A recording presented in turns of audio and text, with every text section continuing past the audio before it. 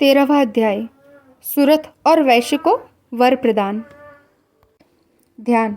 जो प्रातः काल के सूर्यमंडल की सी कांति धारण करने वाली हैं, जिनके 4 भुजाएं और 3 नेत्र हैं, तथा जो अपने हाथों में पास, अंकुश, वर और अभय मुद्रा धारण किए हुए हैं, मैं उन शिवा देवी का ध्यान करता हूँ। ऋषि बोले, राजन, इस प्रकार मैंने तुमसे देवी के अनुपम महात्म्य का वर्णन किया, जो इस जगत को धारण करती हैं। उन देवी का ऐसा ही प्रभाव है। वे ही विद्या ज्ञान उत्पन्न करती हैं। भगवान विष्णु की माया स्वरूपा उन भगवती के द्वारा ही तुम, यह वैश्य तथा अन्य विवेकी जन मोहित होते हैं, मोहित हुए हैं तथा भविष्य में भी मोहित होंगे। महाराज, तुम उन्हीं परमेश्वरी की शरण में जाओ। पूजा करने पर वे ही मनुष्यों को भोग, स्वर्ग तथा मोक्ष प्रदान करती हैं। मार्कंडेय जी कहते हैं, कौशिकी जी, मेघा मुनि के वचन सुनकर राजा सुरथ ने उत्तम व्रत का पालन करने वाले उन महाभाग महर्षि को प्रणाम किया। वे अत्यंत ममता और राज्य के छीन जाने से बहुत खिन्न हो चुके थे।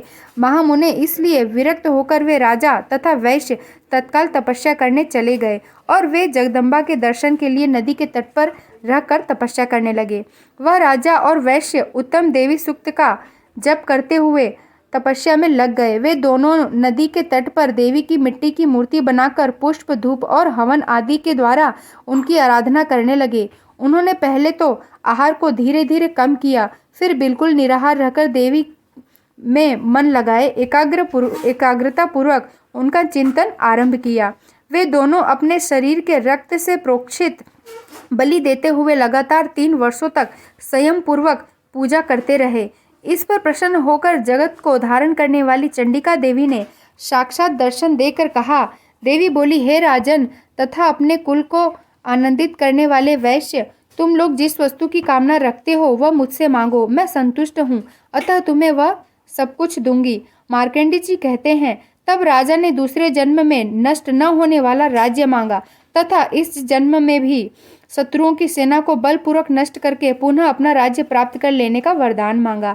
वैश्य का चित्त संसार की ओर से खिन्न एवं विरक्त हो चुका था और वह बड़ा बुद्धिमान था, अतः उस समय उसने ममता और अहंकार रूप आसक्ति का नाशक ज्ञान मांगा।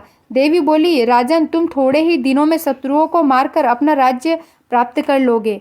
अब वहां तुम्हारा राज्य स्थिर रहेगा। फिर मृत्यु के पश्चात तुम भगवान सूर्य के अंश से जन्म लेकर इस पृथ्वी पर सार्वणिक मनु के नाम से विख्यात होोगे। वैश्य वर्ग, तुमने भी जिस वर्ग को मुझसे प्राप्त करने की इच्छा की है उसे देती हूँ। तुम्हें मोक्ष के लिए ज्ञान प्राप्त होगा। मार्कंडेय जी कहते हैं, इस प्रकार उन दोनों को मनोवांछित वरदान देकर तथा उनके द्वारा भक्तिपूर्वक अपनी स्तुति सुनकर देवी अंबिका तत्काल अंतर्ध्यान हो गई। इस तरह देवी से वरदान पाकर क्षत्रियों में श्रेष्ठ सुरथ सूर्य से जन्म ले सावर्णिक नामक मनु हुए। इति सुरथ और वैश्य को वर प्रदान नामक 13वां अध्याय समाप्त। जय माता दी।